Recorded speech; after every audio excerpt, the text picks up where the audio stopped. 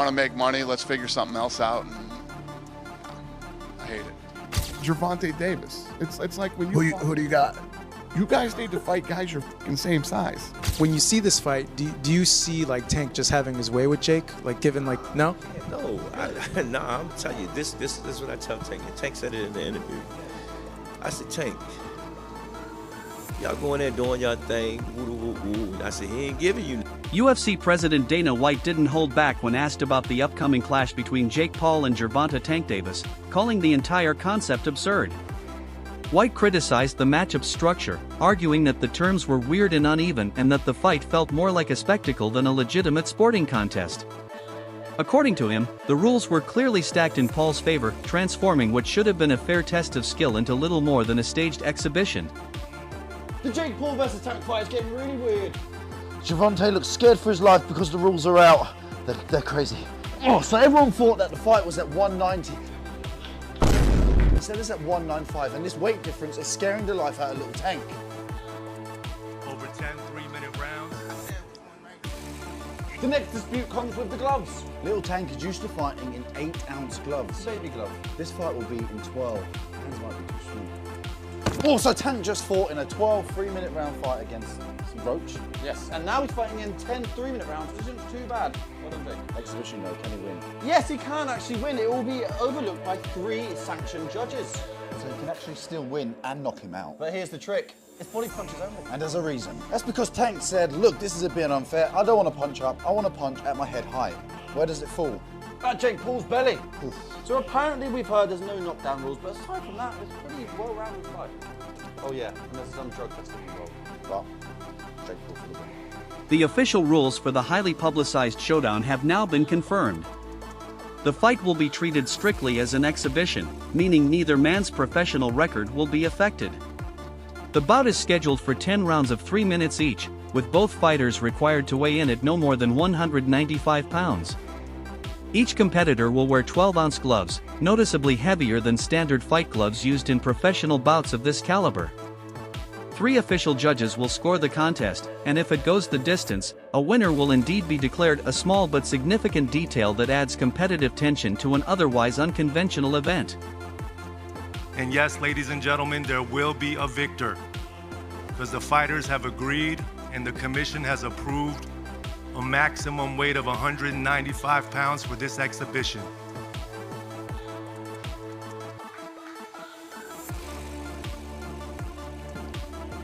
The fight will be contested over 10 3-minute rounds. The fight is 195 pounds, Tank, as you know. The fight will be contested over 10 3-minute rounds, and when Tank and Jake enter the squared circle to go to battle, they will be wearing 12-ounce gloves. Sitting ringside will be 3 commission-approved world-class professional judges that will score every round to ensure there's a decisive outcome for the fight if it goes the distance. And both men are enrolled in the highest level of testing with USADA. So Tank, Jake, thank you for doing this. Thank you for giving boxing another massive moment, headlined by yourselves, featuring multiple world title fights. But not everyone is satisfied with those conditions. Within boxing circles, many are raising eyebrows at the glove arrangement, a key point of contention given the massive size difference between Paul and Davis. Davis's longtime trainer, Calvin Ford, voiced his concerns directly, saying the heavier 12-ounce gloves could limit his fighter's explosiveness and speed. For a man who's dominated the lightweight division at 135 pounds, those extra ounces matter. Ford suggested that the gloves might neutralize Davis's natural advantages, especially against a man as large as Jake Paul. Actually, when I heard about the fight, they called me and said, what you thought about the fight? I said, the fight doable. You know what I'm saying? Because I watched Tanky for years, and I watched other young men in gyms, you know, deal with big guys. You know what I'm saying? Yes, he's big. To me, it's like Jake having his first open fights. If anybody know about the amateurs going open, then you go pro. So, you know, he's a great fighting guy that does have skills. You know what I'm saying? My only concern is, you know, the gloves. You understand what I'm saying? Because we don't fight in 12-ounce gloves. We don't use 12-ounce gloves. That's training gloves, you know what I'm saying? I'm like, that's 2 pounds away from Jake. He fights in 10s. Tank fighting 8s, so he losing 4 ounces. So my thing is, I said, they said, put Tank in 8s, put him in 10s. That makes the fight more interesting. You know what I'm saying? And we'll go from there because I understand. And I brought that question up to one of his handlers. They was, no, we don't want to do no mismatch. It's supposed to be an expedition. What, you know, now y'all want the wins and the loss. You know what I'm saying? All these prescriptions, but you want to be great. Being great is really pushing the envelope. You know what I'm saying? You know, Tank don't really care, you know? So when I brought this up, he said, dang, facts. You know what I'm saying? So, again, you know, he can weigh the 10s and we weigh the 8s. Then we got to fight, you know? The weight, how's that going to work out? Like, well, they got him at 190, 195. I thought it was going to be 190. So they gave him 5. So again, they keep giving, you know? I ain't worrying about the weight, you know what I'm saying? We got to deal with it. We taking the fight. We signed the contract. We're going to make it do what it do, you know? how much do you think he's gonna weigh like the night of the fight? Like, yeah, and both. Like, is there anything in place where like Jake can't weigh more than like? Based on how he handling himself through camp. Camp is the most important thing because if you have a good camp, you're gonna have a great fight. So my thing is just making sure the camp is good. We doing all the necessary things, dealing with that, the weight, the gloves, and all that stuff. You know. To even things out, Ford proposed a compromise. Davis should be allowed to fight in his usual 8-ounce gloves, while Paul, being the much heavier man, could wear 10-ounce gloves. He argued that this adjustment would restore balance and make the contest more about skill than size, a call many fans and analysts have echoed since the fight was first announced.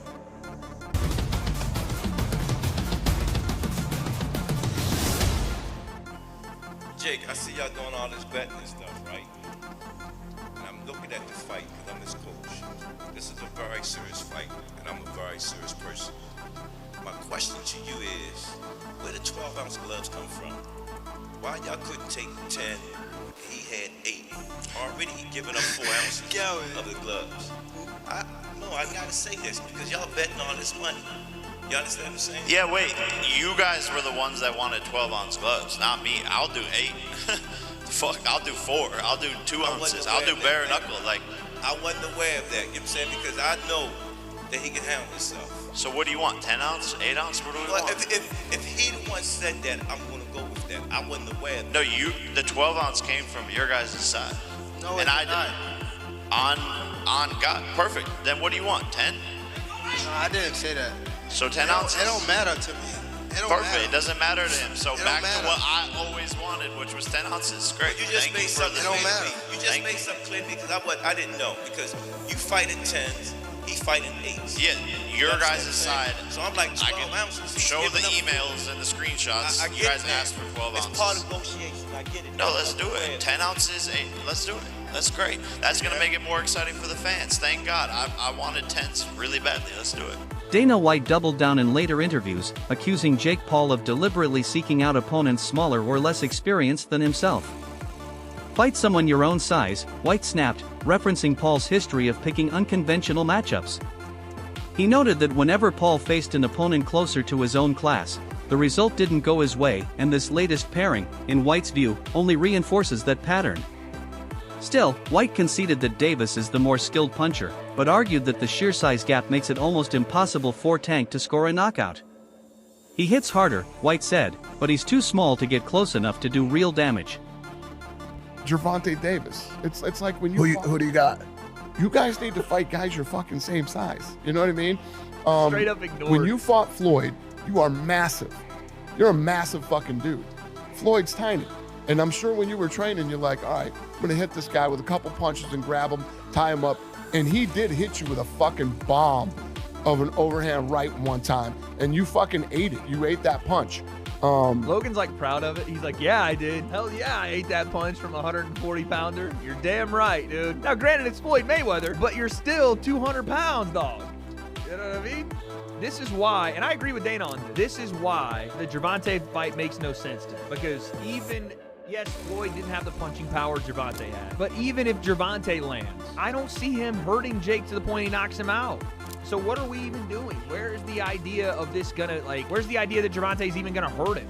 He may hurt him to the body, you know, whatever. Jake doesn't want to throw as much, but I don't see him one punch knocking Jake out. And, you know, the same thing was kind of said with Logan. Like, okay, Floyd probably won't knock him out, but probably going to outbox him. I get where Dana's coming from. These things are not meant to be competitive fights. They're meant to make money and to, I guess, scratch that itch of the circus mystery unknown. And Gervonta, I think, hits way harder than fucking Floyd, but he's too small. I mean, your brother's going to be able to, you know, get inside on him, put his weight on him, tie him up.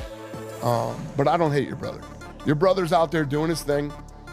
But it cracks me up that they want to start suing people that are talking shit when your brother talks more shit than anybody talks. I think the thought process behind it is, okay, so Jake and I are obviously pretty polarizing individuals, and when an echo chamber starts and a rumor mill starts of like staged fight bullshit, which like these fights aren't staged, you know, that's just, it's at that level, it's like almost impossible.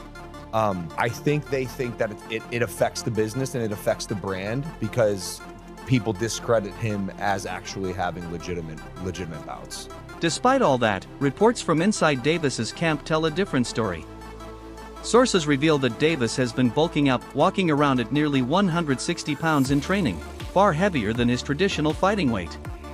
The move is strategic, narrowing the physical gap between him and Paul while improving his punch resistance and overall strength. Observers believe this new version of Gervonta Davis, stronger, sturdier, and more explosive, could change the entire dynamic of the fight. The message is clear: Tank is taking the challenge seriously and intends to prove that skill, timing, and heart still outweigh pure size. Yep, Gervonta Tank Davis, it's my prediction that Gervonta Tank Davis is going to weigh in on the night of the fight against Jake Paul, knocking on 160 pounds. Don't be surprised if he's 157 pounds, something like that. You guys see this footage? Look at Tank. Now, if you know what you're looking at, the guy must be around 150 right now, 153, something like that. And you can really tell when he's sideways. When you look at him sideways and see the depth. See, from the front view, you can't really tell. But when he turns sideways, the guy is a wrecking ball. He's literally a baby rhino out there. And I think that is the idea for him to bulk up and be a little powerhouse out there. And I'm all for it. I'm gonna tell you in this video why I think that's the best thing for Tank and why I think he will be knocking on 160 pounds. Most boxing analysts, however, remain convinced that when Jake Paul steps into the ring with Davis, he's in for a brutal wake-up call. They point out that Davis isn't just powerful, he's elite. Years of top-tier competition have sharpened his reflexes, timing, and ring IQ to a razor's edge. By contrast, Paul's fundamentals, while improving, still lag behind. His defense can be predictable, and his tactical awareness remains largely untested against fighters of Davis's caliber. Experts believe that if Davis connects cleanly, even once, it could end the fight instantly.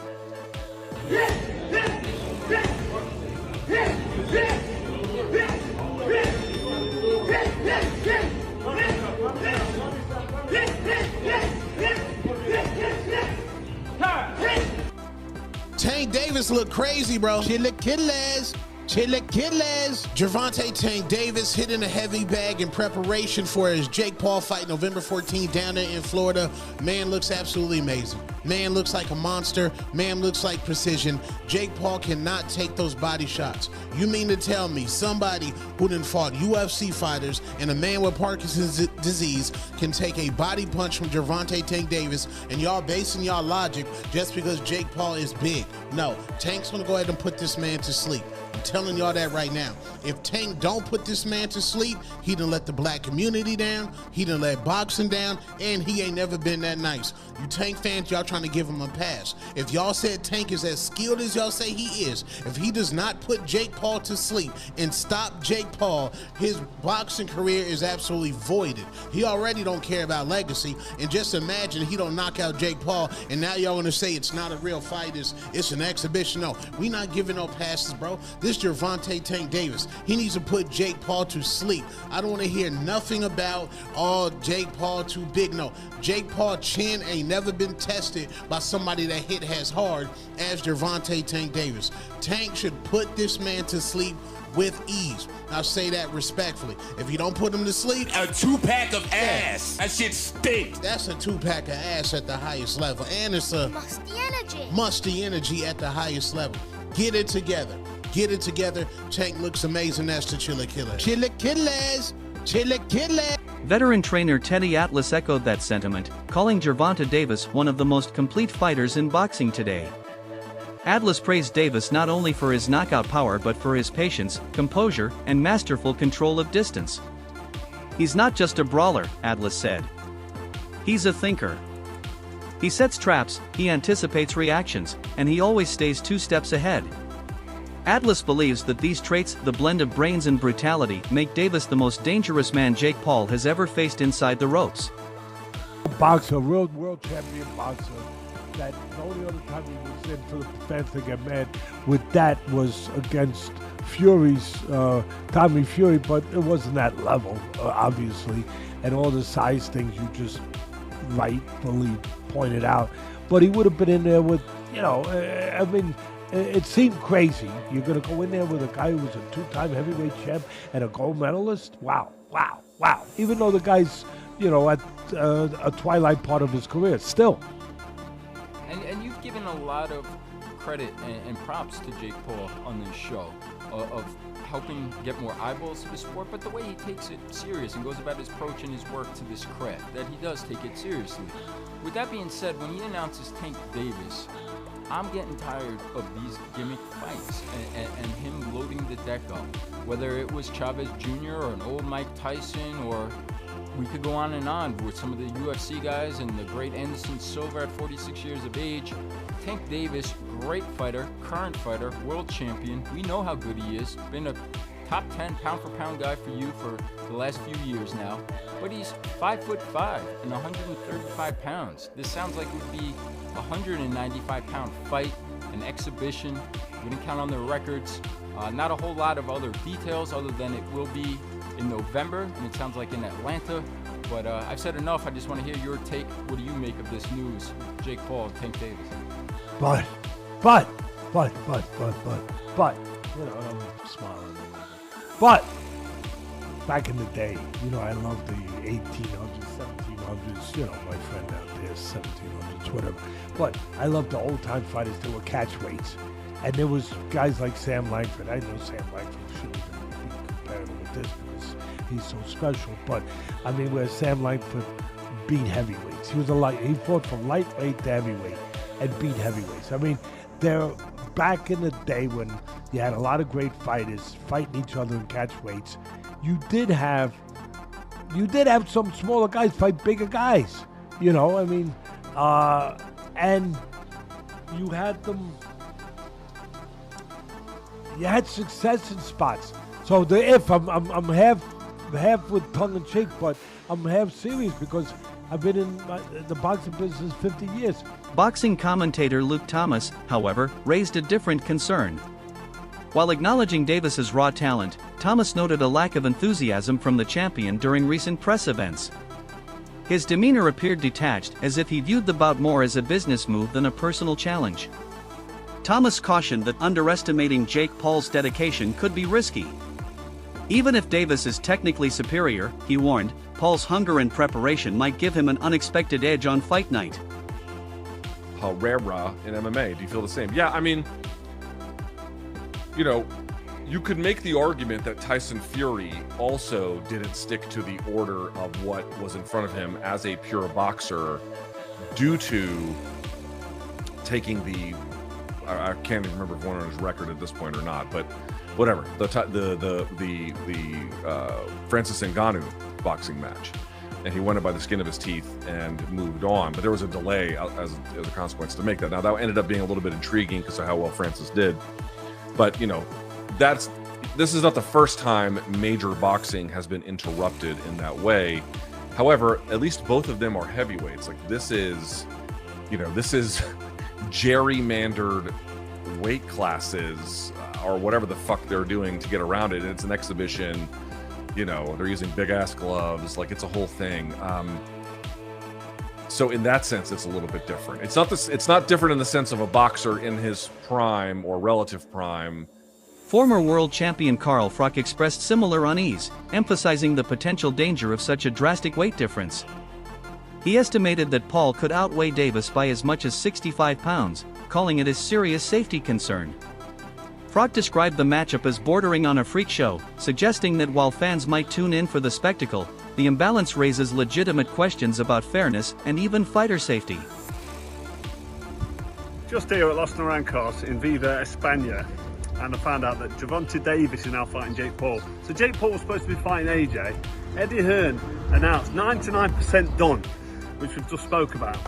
What next for AJ? Potentially Jake Paul. But it now looks like that Jake Paul is fighting one of Anthony Joshua's legs. He's fighting Gervonta Davis, somebody who's a quarter of his size. I don't even know what's going on. Has Eddie Hearn been played? Let me know what you think, but the AJ fight with Jake Paul's finished. Gervonta Davis, fake Paul, November. I don't know what's going on in the world of boxing. This is an absolute joke. What next for AJ? We'll get into this, and there's so many questions I want to get into in the next episode, but I hope you enjoyed this one. And yeah, I just thought I'd give you a quick update because the news has just come in. I'm just trying to relax and play a bit of golf, and I can't. I've got to get it off my chest. I'm going to add it to this video. Hope you enjoy it. Don't forget, if you haven't already, hit like, share, and subscribe to the best channel in the business, Froch on Fighting, and we'll see you very soon. Comedian and commentator Aries Spears offered a blunt but insightful take, calling the fight more performance art than pure sport. He mocked the circus-like promotion surrounding it but still predicted that Davis's precision and power could finish Paul within 3 rounds. Spears' comments summed up the paradox perfectly. The fight may be absurd, but it's also undeniably compelling, a spectacle draped in real danger and skill. Next fight that's coming up is Tank Davis versus Jake Paul. Oh, this is such a circus. Yeah. Look, according to BetOnline.ag, Gervonta Davis is favored -240, Jake Paul is +190. So more than twice the odds for Davis. Davis is a lot smaller, but he's a real serious fighter. I'm predicting a 3rd round knockout. Ooh. Third round knockout. He's out of there. Listen, I don't know what's the bigger joke, that fight or Tyson versus Floyd Mayweather. We'll talk about that in a second. We'll talk about that in a second. Yeah, this is honestly just disappointing. As a boxing fan, to just keep seeing these circuses happen over and over again. I don't know if the rumor's true, but I heard Floyd was talking about coming out of retirement to fight Crawford. Now that's got some panache to it. That'd be interesting. It but would be. I think Floyd would end up taking a loss. Finally. That's the thing. Yeah. I think he'd mess up that record. Yeah, and I would respect him for it because we know how much he's tried to protect the record. Take the risk. This is what great fighters are supposed to do. Yeah, but it's interesting because people were saying that Terrence Crawford should retire because he's, what, 43-0 at this point? Okay. He's 37 years old. I personally don't think But he still got the goods, though. Oh, he's got the goods. Yeah, he still got the goods. Because Canelo was a monster. Crawford had been dominating for a while. Right. And like he had only had 2 losses, one of which was Mayweather, very early in his career. But this whole like Jake Paul, Gervonta Davis thing is just like, because Gervonta was supposed to fight Roach. It was supposed to be a rematch because it was, I believe, a draw last time. Yeah. So you go and fight Jake Paul instead? I'm sure it's a much bigger bag. I'm sure it's a much bigger bag. And clearly that's what it's about. It's the bag, you know? Yeah. I mean, pretty soon they're going to have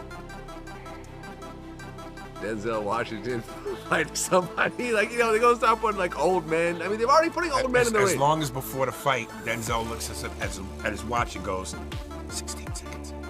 I'm with it. So the question remains. Is this bout a legitimate boxing contest, or simply a carefully crafted show for entertainment? Fans are split, and the countdown continues. What do you think? Is this fight the next big step for boxing, or just the latest example of spectacle over sport?